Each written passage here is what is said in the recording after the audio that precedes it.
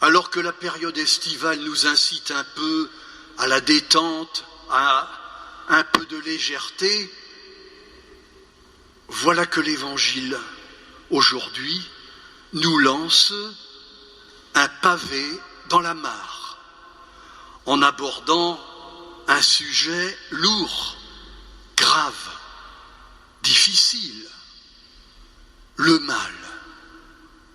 Pourquoi le mal ? Pourquoi y a-t-il du mal dans le monde ?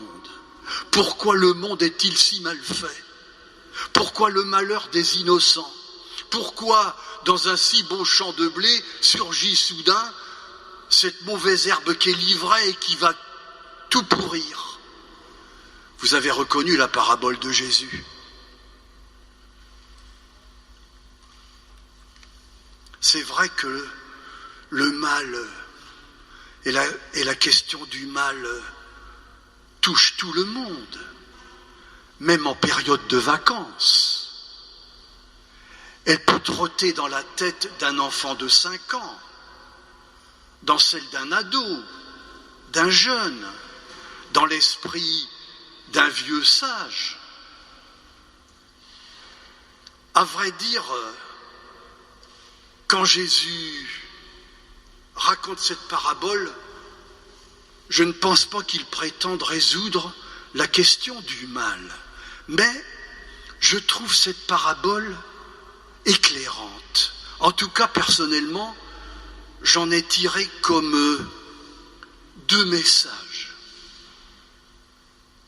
Le premier message sur la responsabilité du mal. Quand vous tombe dessus, sur la tête, un malheur, notre réflexe presque naturel et spontané, c'est de se demander, mais pourquoi ? Qui est responsable ? Qui est coupable ? C'est vrai. Et puis,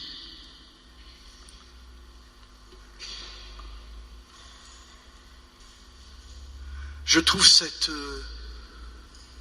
parabole justement rassurante là-dessus. La réponse de la parabole et donc de Jésus, c'est de dire le coupable, ce n'est pas Dieu, ce n'est pas nous. Ce n'est pas Dieu parce que manifestement, le semeur de la parabole qui le représente tombe des nues lorsqu'on lui annonce de livrer dans son champ.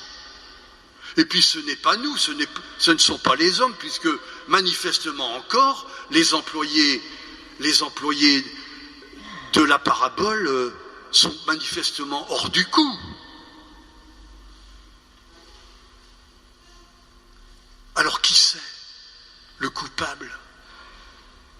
C'est un ennemi. Et Jésus n'en dira pas plus. C'est mystérieux, c'est mystérieux. Un ennemi. Lorsque Jésus a raconté cette parabole, d'ailleurs, il ne voulait pas en priorité répondre à cette question « Qui est coupable du mal ?» mais plutôt à cet autre, et c'est mon deuxième message. Devant le mal, que fait-on ? Ou plutôt, devant le mal, que faut-il ne pas faire ? Que faut-il éviter à tout prix ? La réponse, ne pas vouloir à tout prix arracher le mal. Parce que Jésus se méfie par-dessus tout de ces gens qui se prendraient pour des chevaliers blancs ou des justiciers du monde pour exterminer le mal.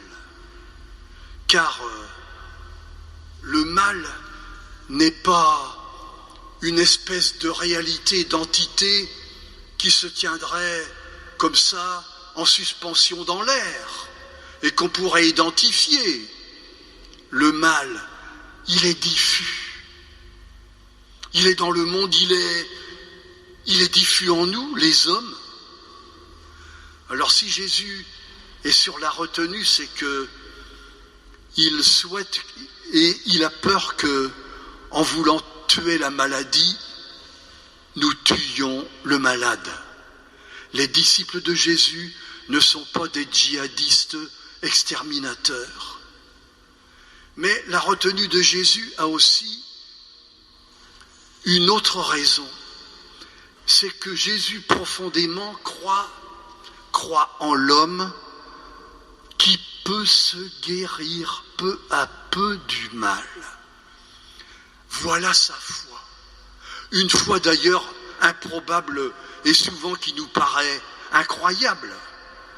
Il la tient de quelqu'un qui a une foi en l'homme indéracinable. Et cette foi s'est concrétisée dans un événement précis qui est arrivé à l'humanité. Pas un fantasme, un événement que nous nous rappelons à chaque rencontre de notre assemblée et que je concrétise avec cet épi de blé. Si je détache de cet épi un grain de blé et que je le jette sur cette dalle de pierre, même si je mets de l'eau, même si je mets au-dessus une lampe qui va lui apporter de la chaleur, je suis sûr, absolument certain, que rien ne poussera. Rien.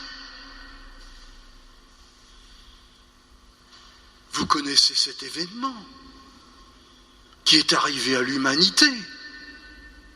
Un homme mort qu'on a mis sous une dalle de pierre, et puis 3 jours après, il a fait craquer la pierre et s'est relevé debout, ressuscité. Cet événement, pas ce fantasme, cet événement a marqué notre histoire. Et notre foi en l'homme qui peut guérir est fondée sur cet événement-là.